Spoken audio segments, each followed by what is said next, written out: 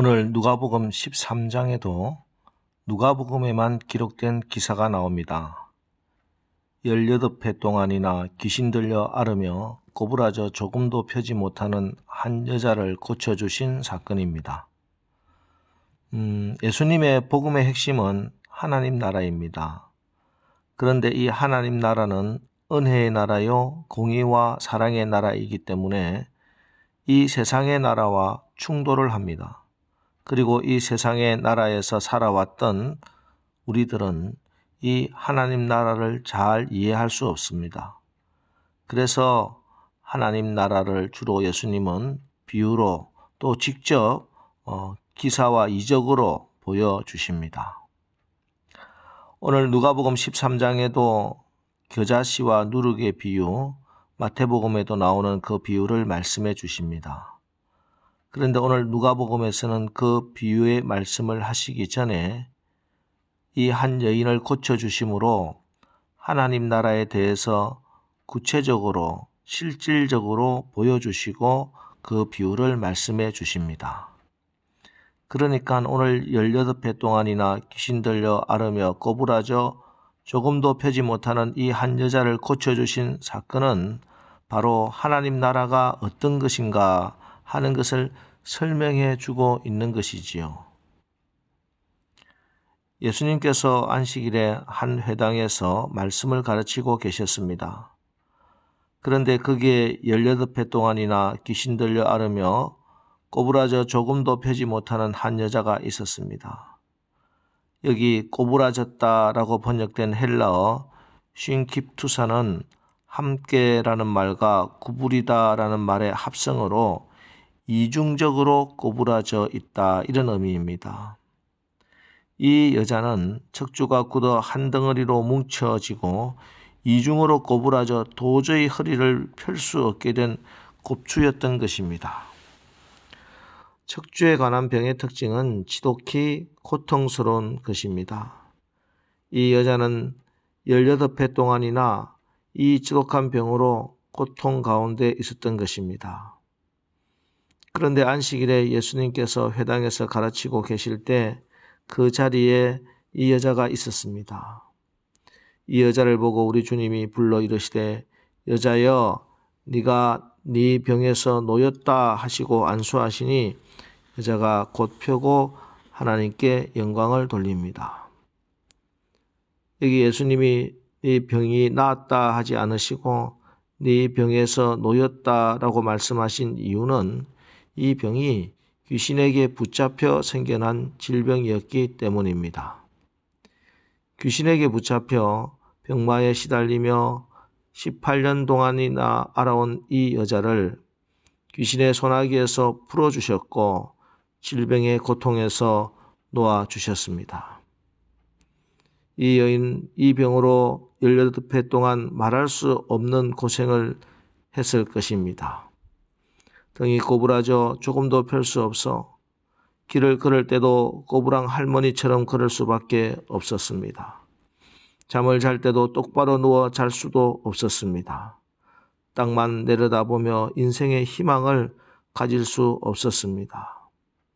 이 여자의 나이가 몇인지 알 수 없지만 결혼 전에 이런 병에 걸렸다면 아마 시집도 못 갔을 것입니다. 결국 이 여자는 등만 꼬부라진 것이 아니라 인생이 꼬부라졌습니다. 그런데 회당에서 예수님을 만나 하나님의 나라가 임하자 이 여자의 꼬부라진 등이 펴지게 되었습니다. 그 인생도 펴졌습니다. 이 여자가 하나님께 영광을 돌린 것을 볼 때 꼬부라진 그의 마음도 펴졌습니다. 이 여자 이제 하나님께 감사하며 하나님께 영광을 돌리는 삶을 살게 된 것입니다. 여러분, 예수님의 하나님 나라가 어떤 곳입니까? 예수께서 나사렛에서 메시아로서 삶을 출발하시면서 처음 회당에서 이사야 말씀을 선포하십니다. 누가복음 4장 18절 19절 말씀, 주의 성령이 내게 임하셨으니 이는 가난한 자에게 복음을 전하게 하시려고 내게 기름을 부으시고 나를 보내사 포로된 자에게 자유를, 눈먼 자에게 다시 보게 함을 전파하며 눌린 자를 자유케 하고 주의 은혜의 해를 전파하게 하려 하심이라 하였더라. 예수께서 성령으로 기름 부으심을 받고 하신 일이 무엇입니까? 포로된 자에게 자유를 주고 눌린 자를 자유케 하는 것입니다. 주의 은혜의 해를 전파하는 것입니다. 이것이 하나님 나라요 복음입니다. 예수께서 오시고 하나님께서 통치하시는 하나님 나라가 임하면 그동안 우리를 묶고 있던 모든 죄와 저주의 사슬로 고부라진 우리의 인생도 쫙 펴지시는 줄 믿으시기 바랍니다. 그런데 오늘 이 하나님 나라가 임하는 것을 보고 분개하는 사람이 있습니다. 말씀드렸다시피 하나님 나라는 은혜의 나라요 공의와 사랑의 나라이기 때문에 세상의 나라와 충돌하기 때문입니다. 14절 회당장이 예수께서 안식일에 병 고치시는 것을 분내어 무리에게 이르되 일할 날이 엿새가 있으니 그동안에 와서 고침을 받을 것이요 안식일에는 하지 말 것이니라 하거늘. 회당장은 예수께서 안식일에 병을 고치신 것에 분개했습니다. 예수님이 안식일 규정을 위반했다는 것입니다. 여러분, 안식일의 존재 이유가 뭡니까? 안식일의 존재 이유는 생명을 풍성하게 하는 것입니다. 안식일은 생명이 회복되는 날입니다. 예수님이 특별히 안식일에 이 일을 행하신 것은 죄로 인해 오염되고 파괴된 안식일을 회복시키시기 위함이었습니다. 허리를 편 이 여인은 예수님을 통해서 이제야 진짜 안식일을 경험한 것입니다. 그런데 마치 자기 권위가 훼손되기라도 한 것처럼 화를 내고 회중들에게 일장 연설을 하는 이 회당장은 대체 어떻게 된 사람일까요? 누가 진짜 굳어 한 덩어리로 뭉쳐지고 이중으로 꼬부라져 도저히 허리를 바로 펼 수 없게 된 사람입니까? 육신은 허리가 전혀 문제가 없어도 그의 영이 완전히 이중으로 꼬부라져 펼 수 없는 그 사람, 바로 회당장입니다. 그래서 우리 주님은 이들에게 이렇게 책망하십니다. 15절 16절 주께서 대답하여 이르시되 외식하는 자들아 너희가 각각 안식일에 자기의 소나 나귀를 외양간에서 풀어내어 이끌고 가서 물을 먹이지 아니하느냐? 그러면 18배 동안 사단에게 매임받은 이 아브라함의 딸을 안식일에 이 매임에서 푸는 것이 합당하지 아니하냐? 저는 이 구절을 읽을 때마다 이 여인을 아브라함의 딸이라 지칭하시는 주님의 마음이 느껴져서 가슴이 뭉클해지곤 합니다. 이 여인도 유대인이었으니 아브라함을 조상이라 한들 하등 문제될 것이 없습니다.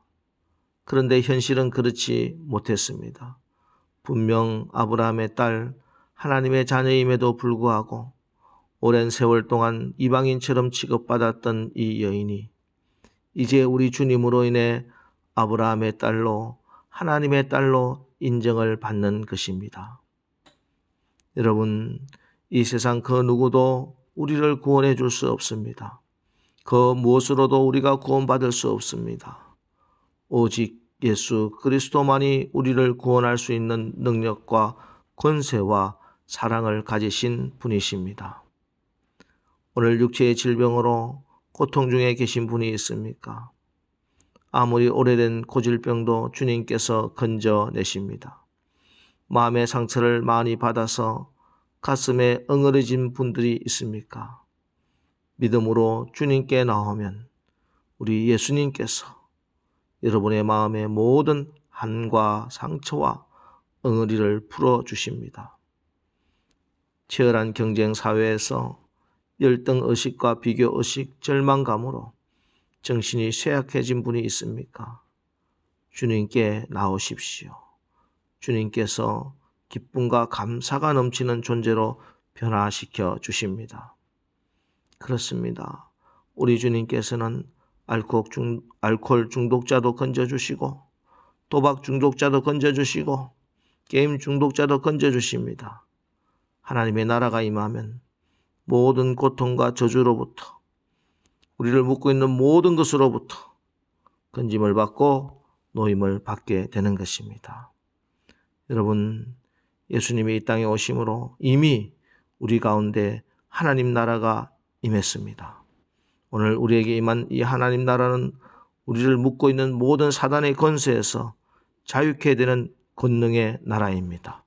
모든 저주와 눈물과 묶였던 것이 다 벗어지는 참 자유와 해방의 나라입니다. 오늘 새벽 우리에게 모든 묶음에서 풀리는 자유한 하나님 나라 복음이 선포되었습니다. 오늘 기도하는 가운데 여러분을 묶고 있던 모든 것이 풀려지는 자유케 하는 하나님 나라 임하시기를 주님의 이름으로 축복합니다. 기도하겠습니다. 하나님, 오늘 하나님 나라가 우리에게 임했다는 말씀을 받았습니다. 타락한 죄인이요, 무력한 인간이요, 본질상 진노의 자식에 불과한 우리들이지만 예수 믿은 우리 안에 이미 예수님의 생명의 나라, 하나님 나라 씨앗이 심겨져 있기 때문에 우리들이 오늘도 하나님 나라의 능력으로 마침내 승리하게 될 것을 믿습니다. 이제 예수 이름으로 지금까지 우리를 묶고 있던 사단의 경관진들은 파쇄시키고 하나님의 귀중한 자녀요 축복받은 자들로서 또 많은 사람을 자유케 하는 오늘 하루 살아가게 축복하여 주옵소서. 예수님의 이름으로 기도합니다. 아멘. 이제 오늘 우리 가운데 임한 하나님 나라의 능력으로 오늘도 승리하게 하옵소서. 말씀 붙들고 기도하고 또 세상에 나가 승리하겠습니다. 우리 기도하겠습니다.